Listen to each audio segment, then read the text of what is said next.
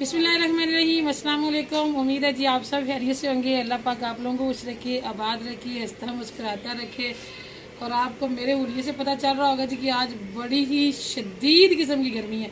जिस दिन ये थोड़ी सी धूप भी होती है ना, गर्द सी छाई होती है, उस दिन तो कुछ ऐसा हब्स होता है ना कि यकीन करें कि जैसे जान निकालने वाला सीन बना होता है। और मैं पढ़ने लगी थी असर की नमाज, तो बर्दाश्त ही नहीं हो रहा था। छत वाला पंखा लगाओ तब भी आग फेंकता है, और पेडिस्टल फैन लगाओ तो जब सजदे में जाते हैं तो उस वक्त दम घुटता है। यकीन करें उससे तो नमाज पढ़ी नहीं जाती। तो अभी मैंने कहा दुपट्टा गीला करके ऊपर लेती हूँ ताकि हवा थोड़ी सी ठंडी लगे। हालांकि इस तरह से मैंने कभी किया नहीं, मगर ये कि आज तो ऐसे दम घुट रहा है ना कि ये भी मुझे करना पड़ा है। और मेरी कमीज़ रात को, कल मैंने कपड़े धो के डाले थे तो रात को एकदम ऐसे बारिश आई है ना जैसे कुछ ना कुछ आज ठंड करके ही जाएगी। मगर जो सुबह सुबह बारिश आती है ना और उसके फ़ौरन बाद रुक जाती है और फिर धूप निकल आती है, उस दिन बड़ा ही बुरा हाल होता है। और आज हमारे पास कुछ ऐसा ही सीन हुआ। तो तार पे डाले हुए थे कपड़े, तो मेरी कमीज़ से लेगी थी हमसायों के घर, उन्होंने अभी यहाँ दीवार पे फेंकी है। तो मैंने कहा इसको दोबारा से मैंने धोया, तो धो के इसको डाल देती हूँ। बाकी कपड़े तो सूख ही गए थे।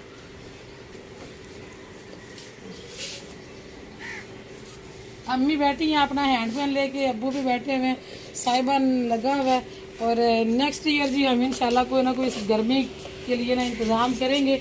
इस साल तो ना अभी बस गर्मी हमारे साथ जो कर रही है हम बर्दाश्त कर रहे हैं।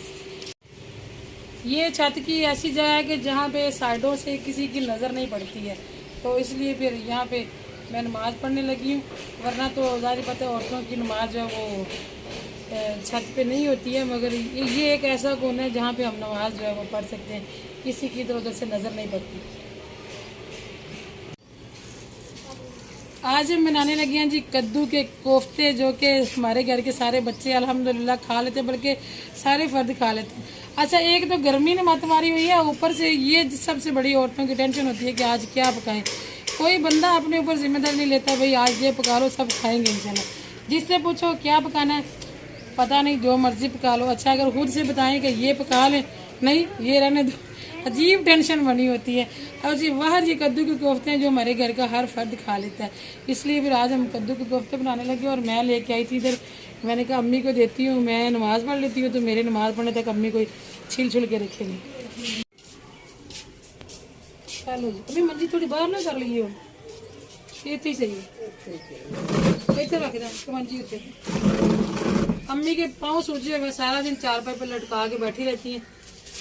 खदीजा छुरी ले क्या मेरे पुत्र,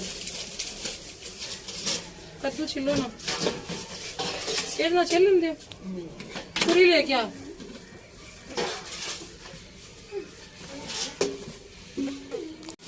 और दरवाजों का काम जी अभी तक हमारा हजम नहीं हुआ। भाई नीचे लगा हुआ है, मुसलसल मशीन की भी आवाज़ आ रही है और सफाई का भी कोई हाल नहीं। एक तो गर्मी, अच्छा गर्मी में गंद से इतनी जान जाती है ना, दिल घबराता है, तो नीचे जाने को दिल नहीं कर रहा। चलो खदीजा छुरी दे दादो को, मैं नमाज पढ़ के जल्दी से लोनी देर हो गई, दादो को छुरी ला दो। सारा दिन बच्चे बेचारे पानी भर भर के थक जाते हैं, हमारा पानी नहीं पूरा होता। इतनी गर्मी है ना, पी पी के पानी यकीन करेंगे दूर से लाना पड़ता है, तो बड़ा ही मुश्किल है। अभी कूलर में थोड़ा सा पानी था वो मैंने निकाला है, क्योंकि अभी मैं बनाने लगी हूँ स्कंजबीन। नीचे जो भाई काम कर रहे हैं ना दरवाज़ों का, उनके लिए, क्योंकि कब से बेचारों के ये ठंडा पानी है जी, पसीने से बुरे हाल हो रहे हैं।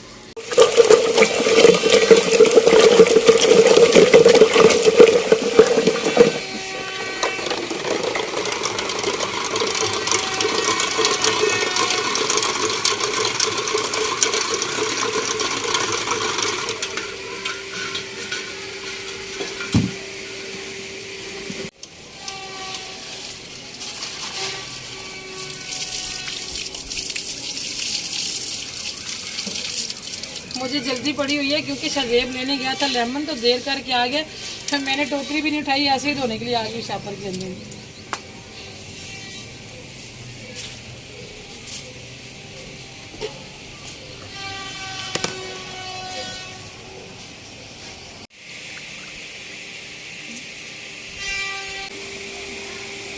बीज मैं निकाल लेती हूँ इसमें स्टेनर में, और बाद में मैं जो इसके ये होते हैं ना अंदर, क्या इसे कहते हैं, रेशे से, ये मैं इसके अंदर में ज़रूर डालती हूँ, ये मुझे बड़े अच्छे लगते हैं।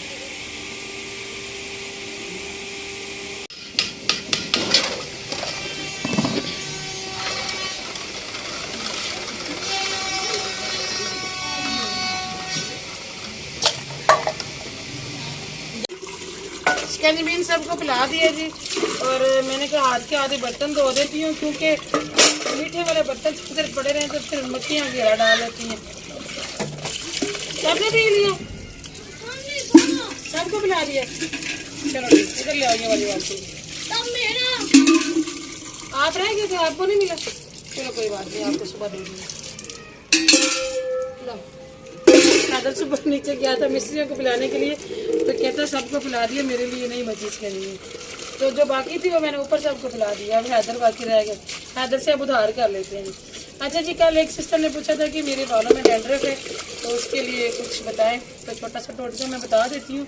इससे मुझे एक दफ़ा फ़र्क पड़ा था, ज़्यादा दफ़ा तो मैंने ट्राई नहीं किया, तो आप कह लीजिएगा, हो सकता है अल्लाह ताला फजल कहते हैं। हैदरी, इस बाल्टी में तो तेरे पापा ने गूंद कतीरा भिगो के रखा था, ये लेके जाओ।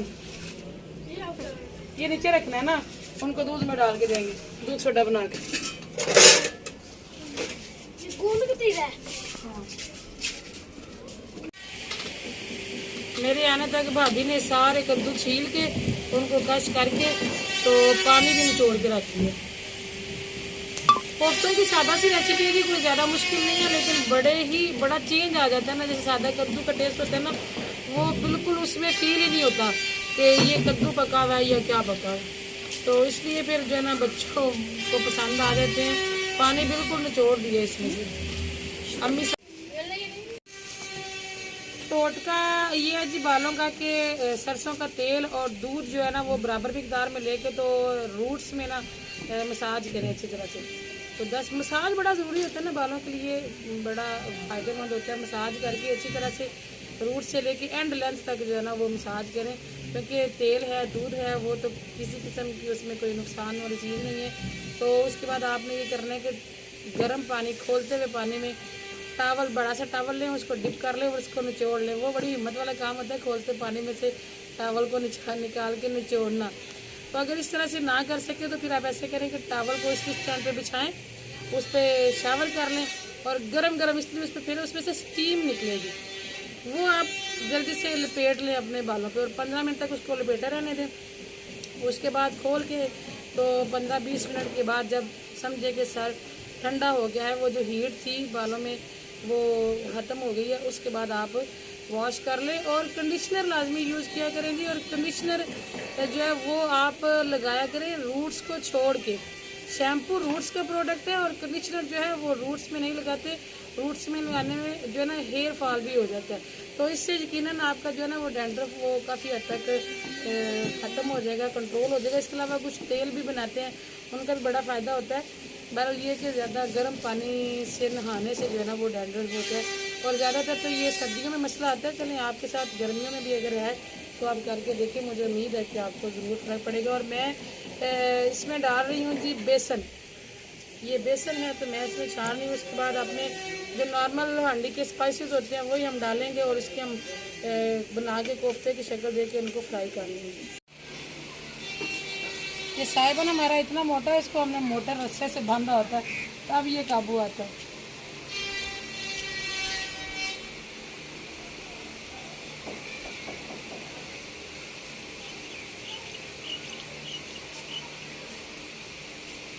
कितने बाल दिए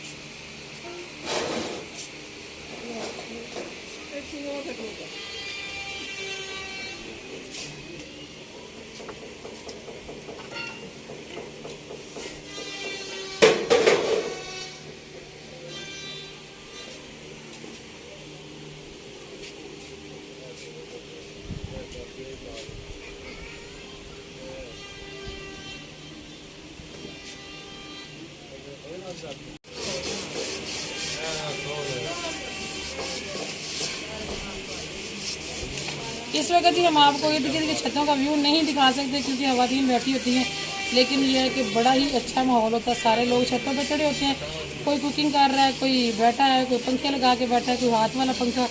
बड़ा ही ज़बरदस्त मंजर बना होता है।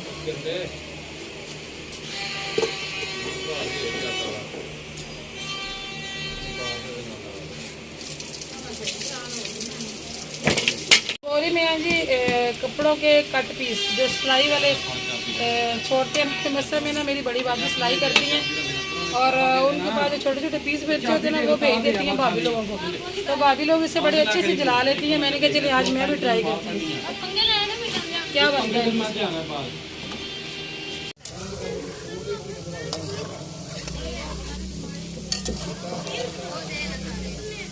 आज ही मैंने एक बड़ी गलती कर ली है। चूल्हे में ना गीली राख थी, रात को बारिश हुई है ना तो राख गीली हुई थी, तो मैंने उसके ऊपर ही आके लकड़ियाँ रख दी हैं जल्दबाजी में।